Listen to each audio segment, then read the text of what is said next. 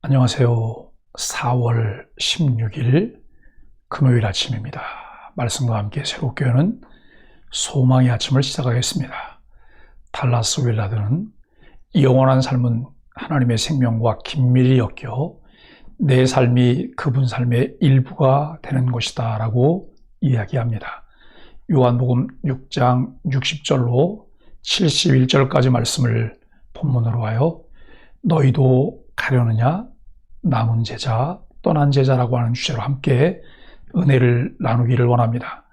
가버나움 회당에서 예수님께서 행하신 말씀을 듣고 많은 제자들이 마음이 상하였습니다. 갈릴리에서의 사역을 마무리하는 결과물들을 살펴볼 수 있게 합니다. 주께서 놀라운 이적들을 행하셨습니다. 물로 포도주를 왕의 신하의 아들을 보지도 않고 고치셨고 배고픈 군중들을 먹이셨습니다. 그러한 이적들을 통해 예수님은 하나님이 보내신 자임을 입증해 주며 그의 신성도 드러내셨습니다. 불신할 수 없도록 만든 일입니다. 야외에서 수많은 무리들에게 회당 안에서는 유대인들에게 자신을 생명의 떡으로 제시하셨습니다. 그들에게 영생을 값없이 제공하셨음에도 불구하고 예수님 말씀에 마음이 상하였습니다. 예수님은 말씀이 어려워 수군거리는 제자들에게 살리는 것은 영이고 육은 무익하다 하십니다. 예수님 말씀이 영이요 생명입니다. 예수님을 믿지 않고 많은 제자가 떠나가지만 베드로는 주는 하나님의 거룩하신 자라고 고백합니다. 예수님은 12를 택하셨으나 그중 한 사람이 마귀라고 하십니다. 예수님은 인기를 얻는 길이 아닌 생명을 살리는 복음의 길을 선택하셨습니다. 세상의 상식도 여러 의견을 아우를 수 있는 중도의 길을 취하라고 말합니다. 그래야 많은 사람을 모아 세력을 형성할 수 있기 때문입니다. 사람들은 이것을 확장성이라고 부릅니다. 하지만 예수님은 이를 추구하기보다는 진리를 가감없이 선포하는 길을 선택하셨습니다. 예수님이 자신을 스승이나 선지자 정도로 규정하셨다면 극심한 반대에 직면하시지 않았을 것입니다. 생명의 양식이 아닌 오늘 당장 배부르게 할 육적인 양식만 구했던 제자들에게 예수님이 깨우쳐 주신 것은 무엇인가요? 우리 가족이 온전히 십자가 복음을 붙잡기 위해 취할 것과 버릴 것은 무엇인지 구체적으로 나누어 봅시다. 예수님께서는 유대에서 환영받지 못하셨던 것처럼 갈릴리에서도 환영받지 못하셨습니다. 유대에서 공생애를 시작하셨고 많은 군중들이 그를 따라다니며 금세 성공하는 듯 보였습니다. 그러나 그 군중들은 영적인 필요를 따라 모인 이들이 아니었습니다. 예수님이 성육신하여 행하시는 공생애에 대한 바른 이해를 가진 자는 없었습니다. 결국 예수님은 유대를 떠나 갈릴리로 가셔서 사역을 하시지만 유대에서와 다르지 않았습니다. 인간의 본성은 어디에서나 똑같습니다. 철저한 하나님의 은혜가 아니면 말씀에 바르게 반응하며 예수님을 따를 수 없다는 것을 확인합니다. 썩을 양식을 위해 모여든 수많은 군중들 사이에 예수님의 인기가 높아지지만 예수님께서 그들이 영적으로 결핍되었음을 선포하자 그들은 화를 냈습니다. 그의 제자로 자처했던 많은 사람들이 등을 돌리고 더 이상 예수님과 다니지 않았습니다. 영생의 말씀을 듣고 이해하는 사람들이 적습니다.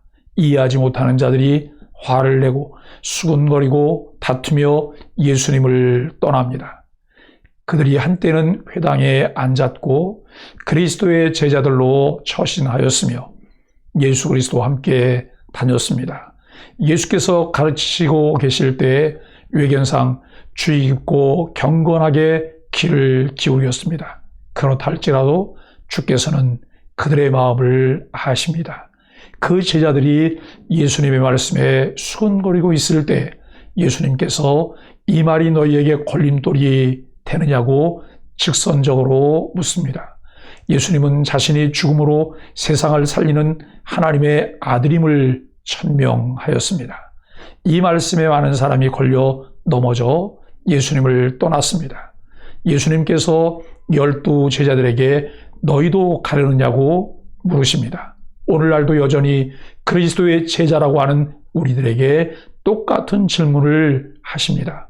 사방에서 불고 있는 그릇된 교리, 하나님보다는 세상의 쾌락, 많은 사람들이 최고의 가치로 여기는 돈, 만몬신을 따라가고 있는 이때에 너희도 가려느냐고 주님께서 물으십니다. 베드로가 제자들을 대표하여 복된 대답을 합니다. 주여, 영생의 말씀이 주께 있사오니 우리가 누구에게로 가리이까? 내가 너희에게 이른 말이 영이요 생명이라고 하셨던 주님의 말씀을 베드로는 믿었고 확신하였습니다. 주님이 영생의 말씀을 가지셨다고 신앙 고백합니다. 우리가 주는 하나님의 거룩하신 자이신 줄을 믿고 알았나이다라고 고백합니다. 아직 십자가를 다 이해하지 못했지만 예수님께 영생이 있음을 깨달은 제자들만 그분 곁을 지켰습니다. 우리도 십자가 복음에 걸려 넘어지는 자가 아닌 그것을 붙잡는 자가 되어야 합니다. 예수님을 떠난 제자들이 걸려 넘어진 말씀은 무엇인가요? 혹시 나도 주님을 떠난 제자들처럼 생각하거나 행한 적은 없는지요? 우리는 베드로가 아름다운 고백을 하고 난 후 바로 예수님께서 우리가 믿나이다라고 신앙 고백을 한 베드로의 말을 듣고 신중하게 유다를 제외시킵니다. 요한복음 13장에서도 그와 마찬가지입니다.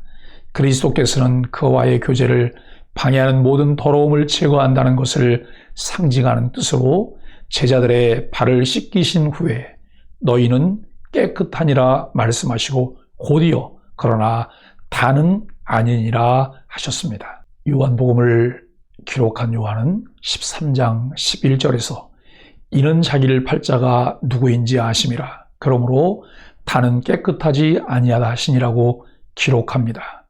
예수님은 유다에 대해서 마귀라고 말합니다. 이때가 유다가 예수님을 팔기 6개월 전입니다. 유다가 하나님의 자녀가 아니었음을 입증하는 내용인데 사도행전 1장 25절은 유다가 이 직무를 버리고 라고 하는 말은 그가 은혜를 버렸다는 것을 말합니다. 유다가 버린 것은 봉사와 사도의 직무였습니다. 사랑하는 소망의 가족 여러분, 영생의 말씀이 여기 있지만 그 말씀 앞에 우리는 어떤 반응을 보일까요? 듣고 심기가 불편하여 화를 내며 주를 떠날 수도 있습니다. 베드로처럼 듣고 바른 믿음을 고백하며 주를 따를 수도 있습니다. 늘 제자들 틈에 함께하지만 마귀 노릇을 하게 될 수도 있습니다. 우리가 주를 따르는 동기와 목적, 과정들이 결국 그 결과를 열매로 나타내게 됩니다. 우리 자신들을 잘 점검하며 영생의 말씀을 듣고 주를 따르는 신실한 주의 제자들이 되기를 예수 그리스도의 이름으로 간절히 축복합니다. 함께 기도하겠습니다. 주님을 따르는 우리의 동기와 목적이 바르도록 늘 점검하며 세워가게 하옵소서. 주의 말씀을 들을 때 내가 원하는 것을 들으려고 하다 시험에 빠지지 않게 하시고 주께서 들려주시려는 말씀을 듣게 하옵소서. 주께 영생의 말씀이 있음을 깨달은 베드로처럼 바른 고백을 하며 주를 따르게 하여 주옵소서. 예수님의 이름으로 간절히 기도합니다. 아멘.